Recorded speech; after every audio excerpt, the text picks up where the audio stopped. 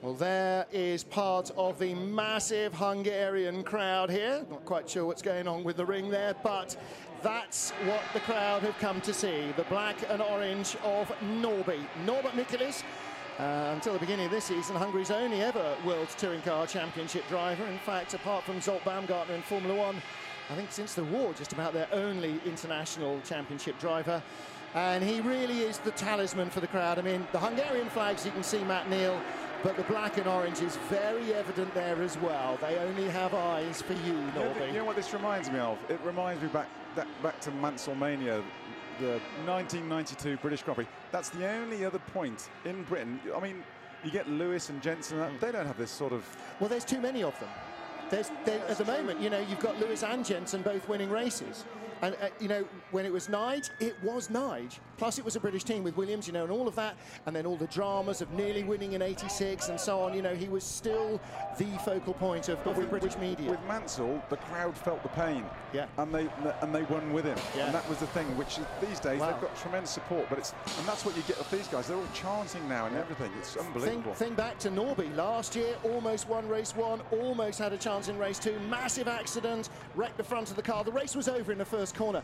Then the downpour came and they had enough time to just basically construct a new front end out of gaffer tape and get him back into the race. Darrell's very much walking winded. And the highs and the lows. Well, again, you know, the mechanic's best friend is a big 5-pound club hammer and a roll of gaffer tape. I think they've used both to straighten out Darrell O'Young's car. The guys at Special Tuning, this was at lunchtime, you know, if they didn't have bad luck, they'd have no luck at all. But Darrell's really flying this weekend. He's on great form. He lines up third on the grid. He's got the new Orica-built Seat engine in that Seat Leon, and actually he's really starting to get to grips with the car, really enjoying it. Don't forget, last year he raced in a Chevy, so it's a very different proposition, and he's also racing four-wheel drive and rear-wheel drive sports cars every weekend. So this is the first time all year he's driven the same car twice in a row, and that might have a big factor as well. He was very unlucky in race 1. He had a fabulous start. I mean, he was 4th or 5th going into turn 1 and then just got tagged from behind, so that put him out. But he's starting in a similar place on the grid for race 2 with the reverse grid, so he's got a fighting chance. You know, where's he alongside Michelitz? Is he? Yeah, he's in front of Norbert, but he's alongside Thiago Monteiro. Pepe Oriola is second on the grid, and our pole man is Franz Engstler. Remember the last time he started on pole? It was in Oschersleben, Germany last year. He got wrecked on the last lap of the race. They worked against time in 15 minutes to fit a new radiator, new bumper, and get the car sorted out. Got him on the grid, and he went and won his first ever World Touring Car victory. And that, for a 50-year-old man, was a massively emotional moment.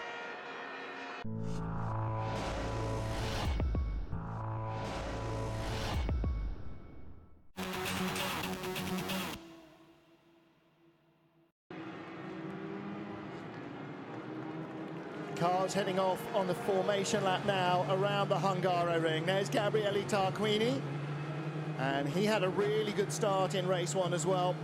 Clearly the low-down punch from that new Seat engine really helps him get good rolling starts, but he's also great at generating a standing start getaway. He's the best starting front-wheel driver I think we've got in the field, and that's the degree of his experience coming to bear. There's the world champion, points leader of our Muller. He leads Rob Huff and Alain Menu, who are now 5 points apart. Tom Coronel, 4th place, ahead of Gabriele Tarquini, who didn't score in race 1. Tarquini's car fixed, though, and it would seem to be all in one piece. He'll be hoping that all the wheels are pointing in the right direction. Yeah, we've been going on about Michelitz, which is a great story, and you know, we wanted to get up there and we wanted to get on the podium. But the real story in this race is going to be rows 3 and 4. It's going to be with the Chevrolets and Tarquini. That is where the sparks are going to fly. They're going to be quicker than the cars in front, and it's how they're going to get through. It's horrendously hard to pass around here. So whoever's in the lead of that group is going to be getting held up by slow traffic while they're attacking the back of him. And it's going to be very intense and very high pressure for all of them. Both Menu and Huffy know it's that they have to pull points back on Muller this time. Muller took the first win, actually, and you know, it's going to be vitally important for them to try and get some points back on him. Looking at the Yokohama Trophy as well, Darrell O'Young has basically just got a long string of zeros. His biggest point score, race 2 in Slovakia, he scored a whole 6 points. Beyond that, it's been 2, 1-1. He's having a dreadful season. He got 10 out of 10 for visiting gravel traps, though, didn't he, in that one? Fully comprehensively. Which he challenged you about. Traps. Yeah, he did. But he's got a real good opportunity to score strongly here if he can survive the first corner carnage. And actually, he's far enough up the grid, starting in third position. He might well do. And I would just love to see for him and for John Boardman's special tuning team a really good result. Of course, Pepe Oriola and Franz Engstler are currently first and fourth in the Yokohama Independent Trophy. Third in the standings is Norbert Mikulis. Joking about, you'd like to see any of that leading 4 or 5 have a great result, because this is the problem with the 20-minute races, is we need 40 minutes just to get through half the stories. Well, yeah, like Montero, he's had horrendous luck in the recent rounds, and he's a good pilot, good car, and he's begging for a good result. Saw Pepe Oriola's dad. Pepe's dad has promised to give up smoking when Pepe wins a race. Bit of pressure there. Bit of pressure on the 17-year-old. Get some patches. But I tell you, yeah, in the end, it's gonna, if and when he wins a race, and I think he's got the talent to do so, he just hasn't quite had it yet. If he wins a race, then Pepe's dad is going to be the one under pressure. There is just some of the adoring fan club for Norbert Mikulis.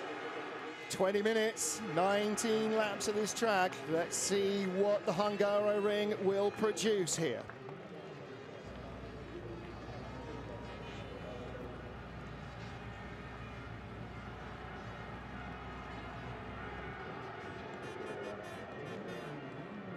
The grid is complete.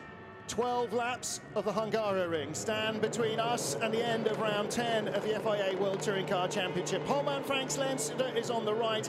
Pepe Oriola on the left makes a slow start. Montero Mikulis is shooting up behind Engstler. He's coming to the inside. Through goes Mehdi Banani as well. Engstler leading down into the first corner. Now we've got to come to the TV picks instead of looking out the window. Listen. Even a blind man's Labrador knows that Norbert Mikulis has taken the lead of the race just from the roar of the crowd and turned around is Charles Eng. Off two, I think, was Coronel, or was it his teammate Cherky? And Banani is second. Oriola trying to go around the outside. Mikulis leads. Calmly now, Norbert. The tyres are not fully up to temperature. Nice and pacey. Let Oriola deal with Banani. Banani's on a real rip this weekend as well. Engstler in fourth, through to fifth already. Has come Alemenu, the best of the show. No, he hasn't quite. He's sixth behind Montero. Listen to the chanting. He's got 10 corners before he gets back to them on lap 1 alone, and they're already chanting Norby, Norby, as Mikulis leads the race. Now, the one problem he's got, Martin, is that the engine in that Seat of Oriola is really fast down the straight. It's mega, and so he's got to get some air in between him so he doesn't pick up too much slipstream off him going onto the main straight. Now, you would think this is made in the shade for Mikulis. He must have spent his whole life racing on this track. No, he raced here last year in World Touring Cars. He raced here the year before in the Seat Leon Cup.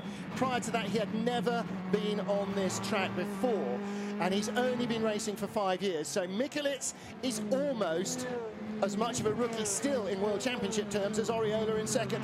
Into the pit lane has come, don't know who came down the pit lane. Car number 10, we don't have a car number 10. Okay, meanwhile, back with Mikulis. Must have been a course car. He's got some clear air now. He's got the hammer down first and second sectors fastest. Here he comes, listen.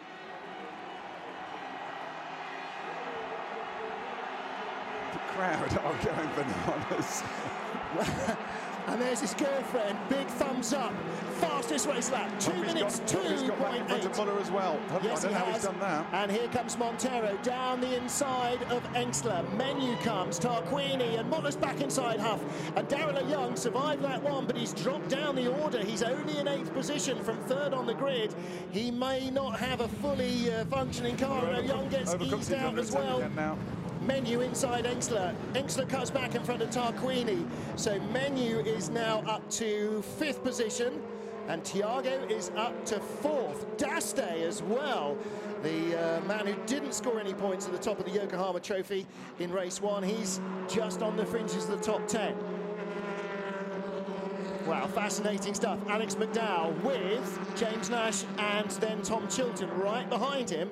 That is 12th, 13th, 14th. So good getaway from Chilton, coming up from 19th, I think, on the grid. And Daste with Young. These are both Yokohama independent drivers. Daryl for that too long. just gets into the chicane in front of Darrell McDowell. held himself out too long there, and now he's compromised and had to give another position, 2 positions away. Doors wide open. Through went James Nash like a terrier after a rabbit, didn't he? You know, and Darrell got hung out to dry there. Nash is drifting out wide. Can he get it back on? Yes, he can. Too much racing going on already. Oriola and Banani, fastest 2 cars in second sector, as Darrell comes back by James Nash. And Engsler at the moment is 6th. Menu's 6th at the moment. He's needs to make a break that's all from changed. That was at the beginning of the lap. The other trio of the 2 Chevys and Ford and Ford. Chilton around the outside of Nash. And Di Sabatino on the outside of McDowell, on the inside of McDowell, and all in front of Coronel. And Duda Carlo is there as well. Oh, it wasn't McDowell, he's gone. It was Tom Coronel's car I saw the roof of. Oh, Pasquale weaves off the grass right behind Duda, and through comes Coronel. Coronel making a leisurely start for him. He's barely into the top 20. Fastest lap of the race off Michelitz that time round. 56.7, which is 7/10 clear of anybody at the minute. He's got the hammer down. Wheel to wheel. Tomo's off. Fantastic racing, and Tomo has parked it, and that's a real shame. That is a real shame for James Thompson. They had engine problems earlier on, and it looks as though they might have reappeared. Meanwhile, here come the Chevys. That's Engsler in front. Oh, yeah. Huffy. Yeah, see, Engsler's doing all right until he has to get on the brakes and the Chevy doesn't. And Huff knows he can point it up the inside, get it stopped, get it turned vitally. God, he had to make a marginal move then, and he just moved over from Muller behind him. Yeah. I think like he was in shock. Well, you know, actually there's a couple of drivers have been saying, stop pulling it out of the way of the blue cars, because they will get penalised if they punt you off. But you can understand Engsler's pressure. He didn't score in race 1. He's in the top 4 of the Yokohama Trophy. He doesn't care who wins outright. He only actually cares how many points he scores in the Yokohama Trophy. And allowing all the Chevys through is neither, it doesn't make any difference to him. It's neither here nor there. But it does mean for everybody else that the Chevys are pretty much getting a free pass past any independent. And that's not a good thing, because they start to get used to that, and then when it doesn't happen, they start to get rough. Well, yeah, but they're not going to do it for the leading independent at the moment, Martin, because Michelitz has got the hammer down, and every sector he's just inching out a 10th each time. The other good thing is the shadow that was over the track earlier on has moved away. Look in the distance, lots of blue. Okay, a bit of grey, but lots of blue. 2.3 ahead of Oriola. Banani, fastest first sector on the last lap. He's in 3rd place. Thiago Montero in 4th place ahead of Alamenu. And what the Chevy drivers, and especially here now Menu and Huff, who've got Muller behind him, what they can't afford is a 0. Menu can't risk going off trying to get by on a marginal move on Montero. Yeah, but he can't afford just to pick up 2 more points than Ivan. That's the problem. Well, he can't help. All he can do is what he can do. If Ivan retires, that's what they all need. Yes, but he's got to press on, Martin. Yeah. He's got to press on. He's not going to get anything for sitting there. No, and he's not going to sit there. You know, he's a racer. Thiago's daddies are on the pit wall watching the number 18 car. As opposed to Huffy, now his problem, he's got Tarquini in front of him, and who's one of the hardest yeah. races there is, and he's got Muller right to snap at his heels should he make the tiniest error. Yeah, Huffy really is between a rock and a hard place, because Tarquini defends better than I think almost anybody else in the field, and Muller attacks without mercy if he sees the opportunity. And again, Banani, he was on the podium as the Yokohama Trophy winner in race 1, 4th overall. He's 3rd at the moment. And do you know what? None of the Chevys are showing much more pace than any of the cars in front. Last lap, Tarquini 57.6, Huff and Muller 57.7. The guys, Oriola and Banani, are doing 57.3s. The Chevys aren't that quick. 56.7. Yeah. Up the inside. And again, gets it stopped and turned. That Chevy chassis is just astonishing. Same as Huff. I don't think he just took Thiago completely off guard there. Yes, absolutely. Well, caught us off guard. We didn't see it coming. Thiago equally didn't see it coming. Alain just went in a place where you don't overtake. But again, look at the car bouncing and porpoising there. Nobody goes through in corner 12. And he had to ditch hook 2 wheels on the grass on the inside to get through. Not the greatest start by Engsler, but look at that. And again, the crowd now watching the replay, Oh, Young was fast of reaction time, but it's just it's the way the BMW puts the power down. Yeah, absolutely. And a great start from Oriola. Young got shuffled right back in the pack in the first couple of corners, and Charles Eng got turned around. That's why Coronel was so far back. He had to take avoiding action. It might have been him who caused it. I don't know, not sure. That's John Clennan's job to work that out from a brief replay, not ours. Ours is to try and catch up with what's going on with the Chevys. On board with Huffy looking back at Muller. So Menu's up to 4th. Tarquini in 6th, just put the fastest front sector into the race. So those three they've got their heads down now. Yes. So Tarquini, Huff and Muller are coming. Well, there is Montero, the white car with the black and red highlights. Tarquini right behind in the second of the Seats, the 2 blue Chevys of Huff and Muller.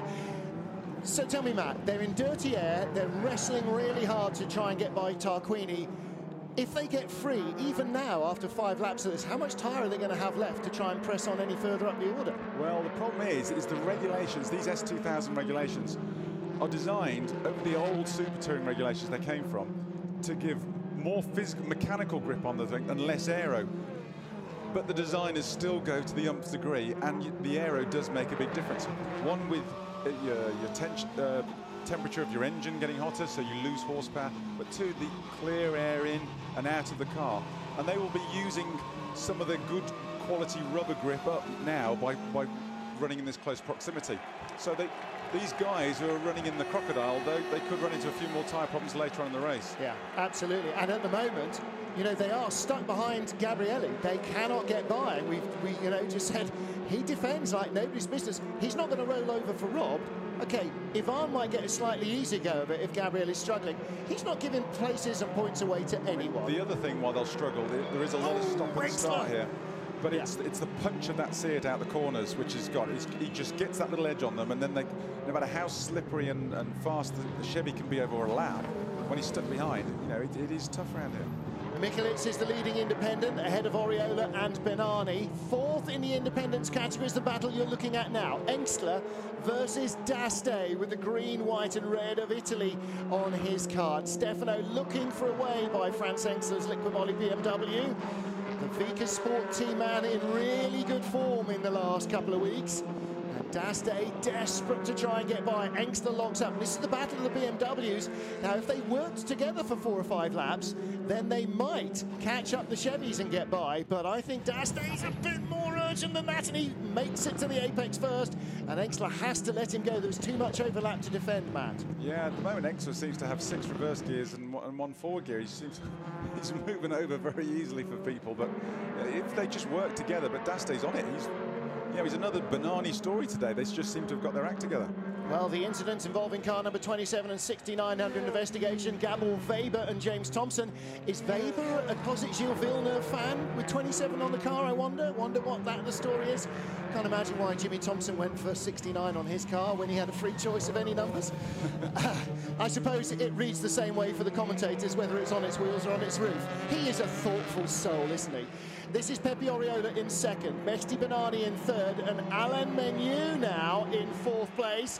And Mikulits' lead, 3.02, is now 2.98. So Mikulits is now sitting on a 3-second lead, keeping some tyre, because his team will be saying, okay, Menu's in 4th, keep the car calm, keep yourself cool, be fresh, be ready. He's just got to drive every lap like it was just a simple test day, just reel them off, no locked tyres, no flat spots, no getting sideways, just take it, not too much curve to get a puncture. Piano, as Giancarlo would say to Gabrielli. Not that he ever has the chance that much to say to Gabrielli, relax, but yes, nice and relaxed. Drive through for Gabor Weber. So one of the Zengo Motorsport team is out front, and the other one is going to drop to stone last. It has been judged by the stewards and driver advisor John Cleland that Gabor was responsible for putting James Thompson off, if not out. So Weber will serve a drive-through. The battle for 2nd, though, races on, and again, Menu really blunted. He can't get into a position to try and pass Benani, who is having the weekend of his career, I think, perhaps apart ever from his first race in Marrakesh, where completely unexpectedly he just shone. This is his best ever race in a BMW by some margin. Well, has Oriola finished on the podium proper yet? As well as Bernani? Yes, I have to take my eyes off the screen now to see. I don't know if he has. He ran a third, maybe. He was 4th in the first race in Morocco, so no. So not on the outright podium. This could be the first actual proper podium for Oriola and Bernani too. Yes. And Michelic has already had one World Championship race win. It was the final race in Macau 2 seasons ago. He won the last race of the year. Gabriele Tarquini doing a good job of keeping Huff and Muller bottled up behind. And again, not the slightest sniff of Huffy having a look. I'm judging by the crowd that Norbert's gone by again, as he has. He's gone by, but the problem for Oriola and Bernani is they've got Menu hunting them down now, and he's got them firmly in the sights. And, you know, with Huff and Muller back in 7th and 8th, this is a fantastic opportunity for him to bag some points back. Yes. You could see how Menu might, by the end of the race, get himself up to 2nd. And that would be a big advantage if Huff is 7th and Muller is 8th. OK, it'll move him up to 2nd in the championship. He won't be the points leader. But we do need something between those 3 Chevy drivers to allow both Menu and Muller, Huff rather, to catch Muller. Come on, Alain. And this might be his chance. Look, Bernani is now shaping up to try and make a move on Pepe. But again, it's that instant acceleration. It seems to just pull better, faster out of the corners than the BMW engine, and actually, arguably, than the Chevrolet engine. Orica have done a great job with that power unit. Oriola has, I mean, he's driving incredibly maturely for his age, but, you know, he has run wide in a couple of corners on this lap. You know, into turn 2, he was running wide. You know, he's wide coming out of there. He's just, he's just trying to try and keep it tight. Let's look at this battle. Bear in mind, Alain Menu was racing in the World Touring Car Championship before any of the 3 drivers in front of him so much as sat in a racing car. That's how... Are you trying to say Ellen's old? No, that's how much at a disadvantage in terms of experience, Oriola and Bernani and Michelic are. But while the 3 behind him are scrapping, this is just allowing Michelic to look after his tyres, look after his car, not take any risks. I hope that wasn't him going slowly there. He's very low in the rev range. Maybe he's just short shifting. No, he's okay. He looks okay still. And Oriola with Bernani and Menu have Menu have a little look there under braking. Bernani's having a little look under braking. Bernani's chucking some dirt on the track. Menu drifts a little wide. Bernani must have heard the Rob Huff story about Muller. Oriola still 2nd, Bernani 3rd. Here's Menu's chance. Is he going to have a lunge to the inside? On, we know the Chevy can stop. Bernani's going inside. Can he get it slowed down? No, he can't. Alain Menu goes through into 2nd. And Oriola and Bernani left a battle behind. Montero, Tarquini, Huff and Muller are all together. That was the break that Menu wanted. The break he's been trying to engineer. The break he's waited for when Bernani had a lunge and it didn't work. And Oriola goes from 2nd down to 4th place. Still a great result for him, but now Menu is in 2nd and free to go. Huff and Muller are 7th and 8th. At the moment, this puts Menu 2nd in the championship. Now, I bet the radio traffic to Michelic is going to be hot at the moment. You know, he's got to keep his head down and keep... Well, look, beginning of the lap, he was gone out from 3 to 4.2 seconds over Oriola. And look how much Menu is not getting away from Bernani and Oriola. See some speed coming out that Chevy now. It'd be interesting because the BMW should look after its tyres better. Yeah, exactly. But obviously the Chevy's got out-and-out speed. Menu has spent 8 laps in the turbulent air. The air dam not working as well as it normally does. The engine temperature's rising, perhaps a little worryingly. Incident between cars 15 and 7 at the start under investigation. Why don't they just put names up? Who's 15? Coronel. 7 is, Charles Eng. Well, Eng got tagged, okay. Tagged on the spin, maybe by Coronel, yes. See, I told you. Yeah. You don't listen. I listened, but we moved on. Now, look at this. This could be entertaining. Muller's got Daste behind him. Ooh. Closing in. Yeah. Muller's the 4th of 4. Tarquini looks the one struggling with his tyres a little bit in that trio. A little bit, doesn't he? But maybe he's just allowing it to run wide where he knows that Huff can't get on the power early enough to get alongside him. And even if he could, it's alongside as the road goes to the right. So it's the wrong side alongside. And you've got to remember that Montero, who's running in 5th in front of Tarquini, is running with a different engine of the 2 Seats. The lead is 4.49 seconds. Last lap, Mikulits 1:58 flat, Menu 1:57.8. 2/10 quicker only. He is escaping Bernani, and Bernani's escaping Oriola. Well, that was without a completely clear lap, so this one will be a big telltale. All Mikulits has got to do is manage the gap. He's on lap 10 of 12, 3 laps, including this one, to stay in front of Alain Menu for one of the single biggest stories in World Touring Car Championship history. If I could say he was going to be bigger than Engster winning at Oschersleben. Muller ran very wide in the background. That's what all the dust is from. Now that drops him off Huff and into the clutches of D'Aste. Stefano loves to have a lunge, doesn't he? But Muller has recovered very well indeed in this queue behind Thiago Monteiro.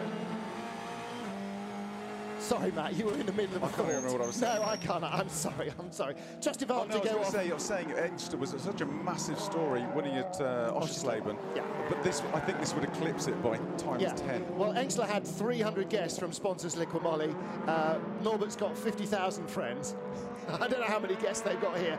Lots is the sure answer. All pumped up with Hungarian flags. Hungarian flags, Hungarian beer, Hungarian pizzas, Hungarian kebabs, everything they can get. Absolutely right. The roof is going to come off the place. The grandstand's got a big roof, and it'll be blown away here more than the awnings were at Thruxton last weekend in British Touring Cars. Meanwhile, still this queue. Monteiro's giving not a millimetre to anybody. Arguably, in fact, not mind arguably, I think everybody would agree, his car is the least quick of this lot. Yeah, 100%. I mean, you can see the mid-corner front-end grip of that Chevy's got, you know, Huffy can close right up on Tarquini. You just want him to get his nose in there, see if you can get alongside. Gaps come down from 4.4 to 3.4. Menu a second quicker on that last lap. 1:57.4 compared to Mikulits 1:58.4, but 2 to go for Mikulits. And a 3.5 second gap. Menu, even at that rate, won't catch him. Yeah, Menu's definitely pinned his ears back and he's set off on the chase. But, well, you know, 25 is so much better than 18. What was he behind? He was 28 behind in race 1 and 10. He's 38 behind. 25 points goes a long way to reeling in Ivan. A long way to reeling in Ivan. 18 is a great score when Ivan's right back down there in 8th place. Yeah. Do you know, it's the result of the championship needed. We've got to keep Huff and Menu in play. No disrespect whatsoever to Ivan. You've got to love a guy who's a 3-time world champion and going for another one in a row. He's a class act, but everyone wants to see a class act challenge, don't they? Yeah. You know, it's yeah, absolutely. You know, we want the championship to be open until the end of the year. We don't want it all done, well, in Formula 1 terms, by Hungary. And it isn't, and D'Aste's having a sniff. Oh, Ivan has got to keep that back door firmly slammed because D'Aste's having a punt. And I tell you what, if D'Aste goes through and Ivan gets a big wobble on, Engster's going right up that gap as well. Second sector, Menu is 6/10 quicker than Mikulits. Mikulits, calm, cool, collected. Come on, gotta just chill out. Don't let it get to him. He just can't make a mistake. No, he can't. Absolutely, he's got to forget Ivan, and now the team must not tell him. If you've got to forget Menu, the team must not tell him what speed Menu's doing. They've just let him race his own race. He'll see in the mirrors on the straight where Menu is. Meanwhile, Muller really feeling the pressure. Mikulits across the stripe, 2.6 in front. Last lap, he knows where Menu is. He can see Menu. Bernani still third. Outright podium coming up for him. Oriola fourth. Then Thiago, 5th place. What a good race by Monteiro. Again, that just looks like free practice. Not a wheel wrong, with Gabrielli inches from his exhaust all the way. Even if Menu catches him, he's got to get past him. Yeah. Mikulits is about 2 miles away, 3-4 kilometres away from one of the biggest results of his racing career. Yeah. His life, probably. Yes, absolutely. Yeah, not one of. Not one of. His first ever World Touring Car race, particularly in Macau, he will always remember. But a win here, goodness me. Goodness me. There's going to be some very sore-headed Hungarians come Monday. Just a shame last Monday and Tuesday were bank holidays and not this Monday and Tuesday. Well, I tell you what, D'Aste could still unsettle him. Look how much Muller's had to drop back defending. He's got nothing left except for track position. All he can do is plant the car on the road. And Huff is fancying his chances against Gabrielli. He still fancies a pass. Look, he's so hard up Tarquini. You can see the mid-corner on that. Quite tight. Yeah, the Get Chevy. your nose in. Again, the Chevy is so good in the corners, isn't it? Great under braking, good in the corners, but that new Seat engine's got great pickup off the throttle and onto it again. He just leaves Huffy too far behind. All of this is going on, and Muller's off. Muller is off, and through goes Dasty, and through goes Engstler. Come on, France. Don't let the blue car have his own way. Remember how he biffed you out of the way in Marrakesh? Yes, Franz Engstler, big drift there to stay in front. And here we go. Okay, no words are necessary. Listen to what this means.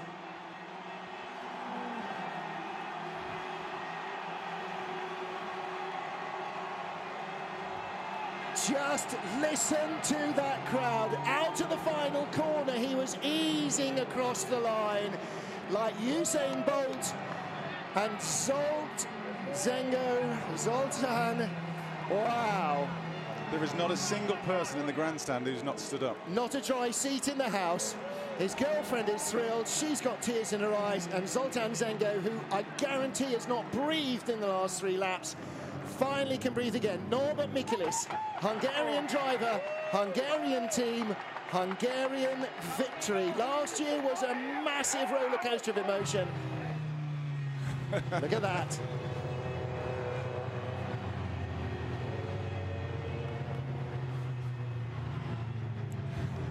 I think he's just made some friends.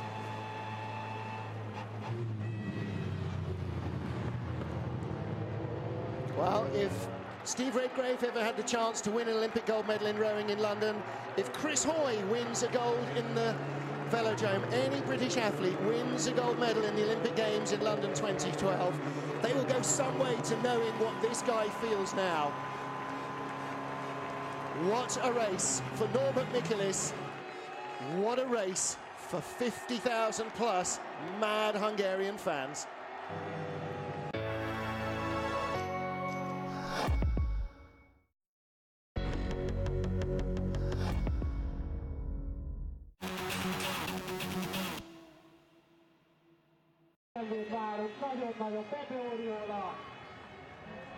The Ford of James Nash pulling off a couple of laps from the end of the race. Looks like that was a mechanical. A few clouds of black smoke coming out the Yeah, back. I think there just might have been some muck on the track possibly, but all of that pales into insignificance, I'm afraid, because I think the only time we've been quite as emotional about a win was when Alex Zanardi won his first World Touring Car race, because that was such an epic story. And we followed the roller coaster of this boy and this team for the last 2 or 3 years. And boy, this crowd, you know, if there was 8,000 or 10,000 people here, it'd be a great story. The fact that there's, you know, getting on for 10 times that number is Martin, it's just we're also forgetting Mehdi Banani. Yes. And his best result ever, pro team. I mean, what a turnaround for team. 4th in race 1, 3rd in race 2. First overall podium for him. He can't even get out of the car fast enough for the crowd. Yes.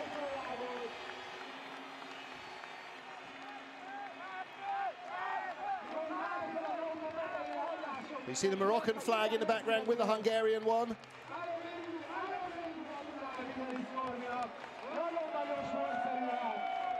I don't think Alain would have wanted to overtake him come the end.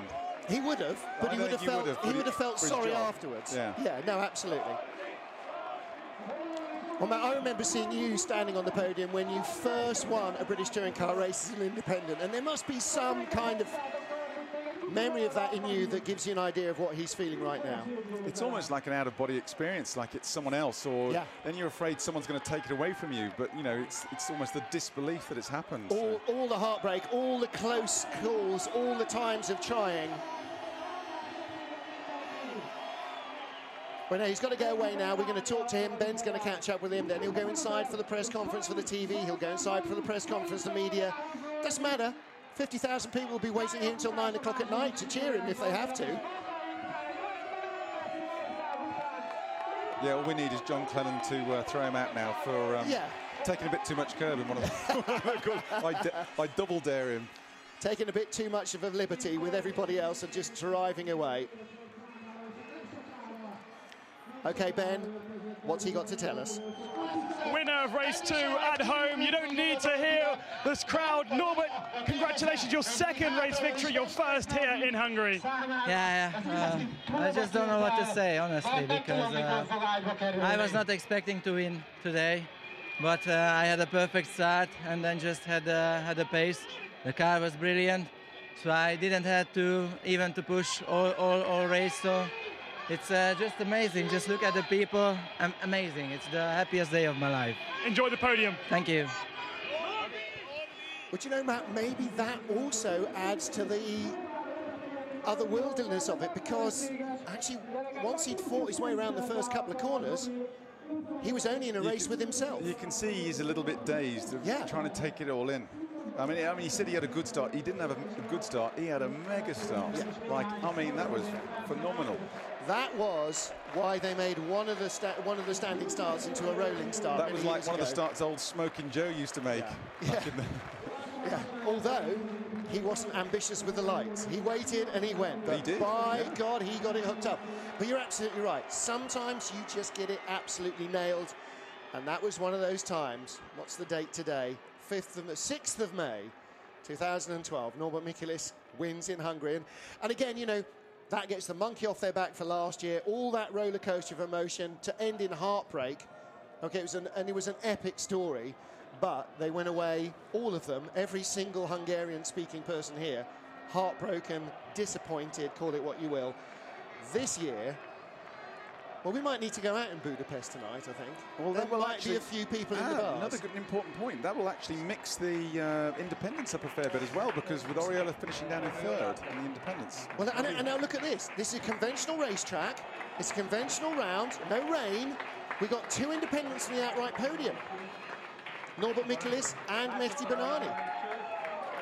Zoltan Zengo, very happy man. Pepe's shaking his head there. You shouldn't shake your head, dude. Just. Well, he's disappointed because he could have been for the first time on the outright podium.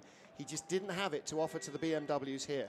And it took until the end of race 2, really, for the BMW advantage to come through again with any type of overtaking. 12th place for Coronel, incidentally, in the end of the race, so I'm guessing he didn't keep the magic old tyres on. I think he probably put some shonky new ones on and lost all that performance. Of course, he had that problem at the start, didn't he? And he had the problem at the start. The pace was slightly hotter through the race. The lap time was hotter mid-race and sort of the latter half. Well, what a race. Round 10 of the FIA World Touring Car Championship after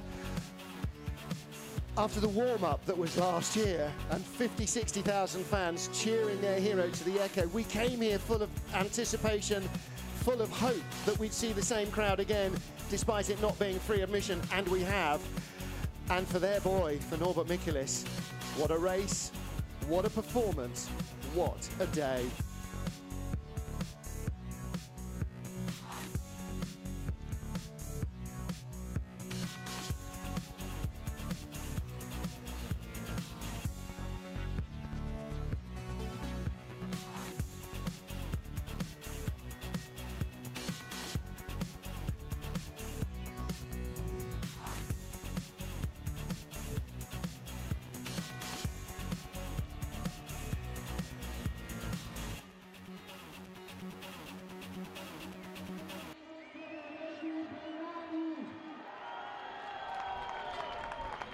Well, they only have eyes for one man here, and he will be the man on the top step of the podium in the Hungaroring. 3rd place, first outright podium for Mehdi Banani. I said after he was 4th in race 1, it would take a while to knock the smile off his face. I might have to add a couple of weeks to that while. Alamenu 2nd. Norbert Michelis, the slightly dazed and confused race winner here. What a day to savour for him. I think he's actually going to take a few days, and if not weeks, for this to sink in. Menu's trying to rev the crowd up because they're gone a bit quiet for a moment there. They need a bit of geeing up, don't they? I thought they'd all run out of air horns because they've been doing them every lap for the last. Now, I don't think I've ever heard the Hungarian national anthem. Now we're going to hear it sung by 50,000 voices. That's it. That's the national anthem. That's today's anthem.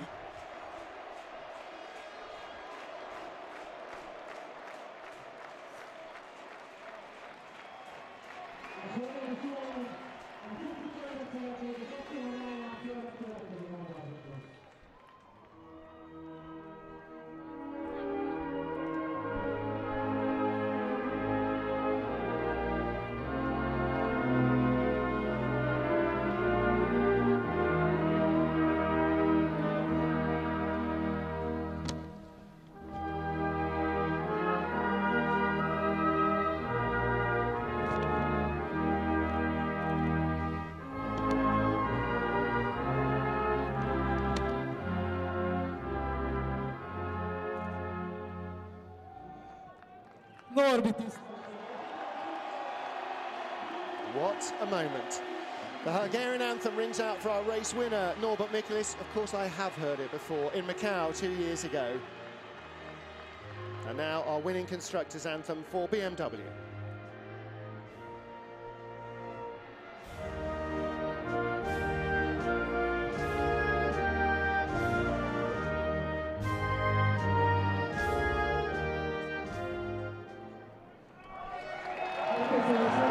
All of these fans are going to be able to say, I was there, because this is going to be a big story all over the TV news tonight, all over the newspapers on Monday morning. He won't be back page news, he'll be front page news. And at home in Marrakesh, I should think Mehdi Banani's performances here this weekend should merit a similar number of column inches. Fourth in race one, third in race two. His first outright podium for Mehdi Banani. And again for Pro Team, a team that is really in the mire at the moment in all sorts of ways. What a weekend's glimmer of hope. Aluminium as well, keeping this championship entertaining and exciting between the Chevy drivers. Second place from 8th on the grid. Great race by Menu.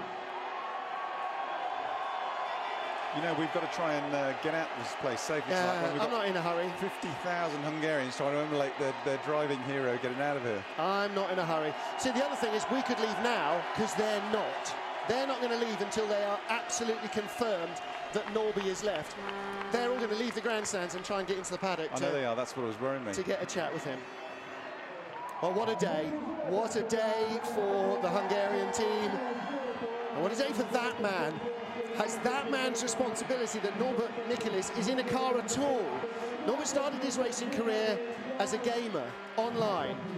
And one of the guys he used to regularly beat drove for Zoltan Zengo and said, this kid could be good. Why don't we try and put him in a car? Zoltan got him in a car, let him have a drive, and he turned out to be as good at the real thing as he had been online.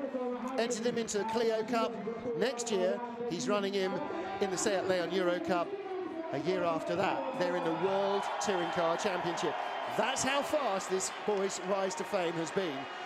And Norbert Mikulis still is a boy, even though he is Hungary's national hero this weekend.